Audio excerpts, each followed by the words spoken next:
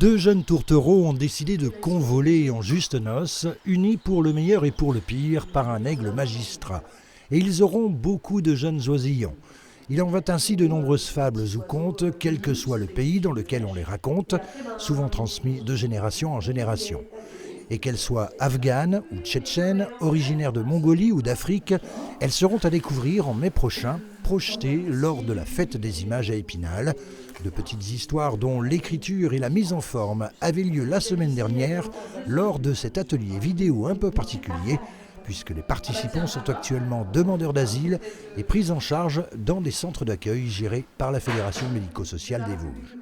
On a saisi l'occasion de faire travailler ce public-là au sein de la FMS pour à la fois aussi travailler un peu la langue et à la fois les images, car on sait que beaucoup de choses se passent aussi à travers les images.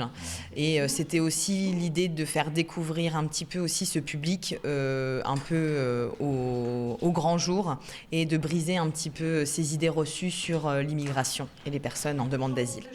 Alors on ne va pas vous déflorer toutes les histoires, d'autant que sur les 8 demandeurs d'asile, seuls 3 pouvaient être présents le jour où a été tourné ce reportage. Mais petit avant-goût tout de même.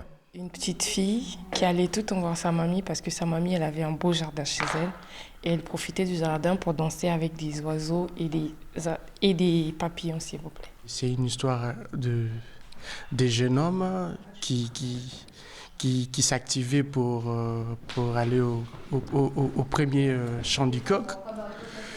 Et du coup, en allant, ils se sont rencontrés avec un groupe de lions. Ils ont eu à grimper dans un arbre et ils ne savent plus comment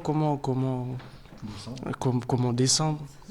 C'est l'atelier d'Images Plus qui chaque année propose du mapping pour la fête des images, qui va gérer l'illustration de ces récits parmi d'autres. La technique, c'est on travaille avec l'ombre et la lumière et le découpage. Donc voilà, la petite particularité, c'est que c'est plus que de faire du trait en fait. Il faut pouvoir trouver des petites formes à réaliser dans notre papier pour qu'on puisse reconnaître l'objet ou le personnage qu'on veut fabriquer. En fait. Est-ce que c'est difficile de raconter cette histoire avec du papier, avec des ombres, de la lumière ? Au début, oui, parce que c'est pas une activité que j'avais l'habitude de faire, mais dès qu'on s'est lancé dessus, c'est avec beaucoup de plaisir.